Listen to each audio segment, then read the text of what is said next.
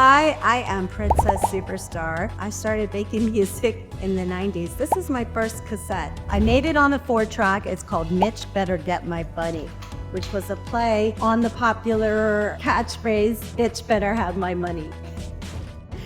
Anyways, I made this in 1994. One side was me rapping over crude samples that I did on a 4-track, and the other side was me and my guitar. Then, in 1995, I made my first album, Strictly Platinum. It didn't go platinum. In fact, it probably sold 100 copies.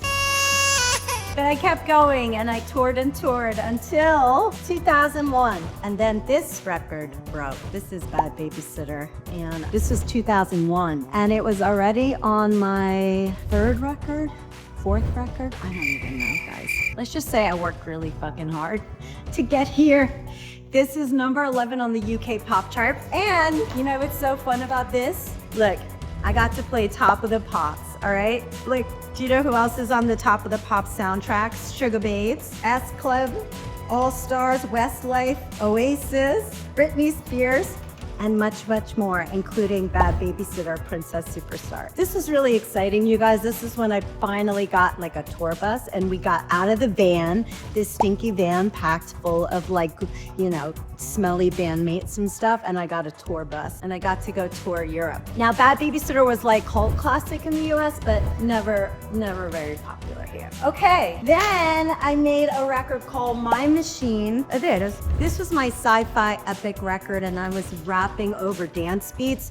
I worked with the best of the best. Armand Van Helden, Stuart Price, Todd Terry, Arthur Baker, Felix the House Cat. It was amazing, but this record flopped. So I even got like the label pulled out tour support in the middle of the tour. It was devastating, you guys, because I had a whole theatrical thing to go with this sci-fi epic.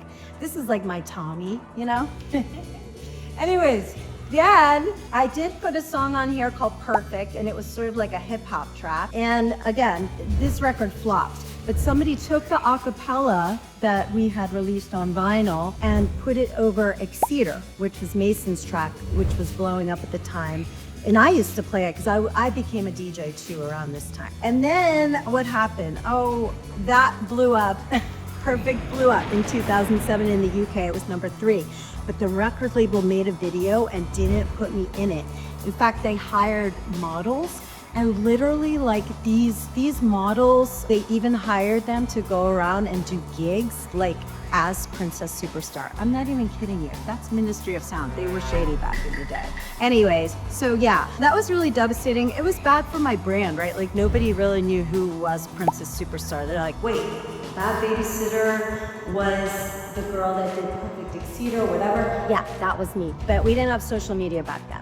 Anyway, long story short, I did tour around doing Perfect and DJing, and I had a nice little career up until about 2010. And I don't know, it just sort of like died, like my career died, and it was devastating, you guys. I also got pregnant at that time, and that was the best thing in the whole entire world, don't get me wrong, but like, I still was like, I wanted to be an artist, you know what I mean? So anyways, my career totally flopped and I couldn't get a gig, I couldn't get a manager, nothing. I just had horrible writer's block. It was horrible, you guys. And then I decided I'm gonna break through my writer's block and I'm just gonna be that scrappy kid in the 90s who used to just do everything myself. And I did. So I would put out music, I'd get like 1,000 streams. It was terrible, but I did it anyway because I'm an artist. And then cut to last year, Perfect goes viral on the Saltburn soundtrack, and oh, boom, I got a gold record 18 years after I wrote the damn thing. And I got my career back. And that, my friends, is me, Princess Superstar. Now I am touring around the world and making new music. I'm so excited to give it to you. I'm older, wiser, and hotter. Ow! That's a wrap.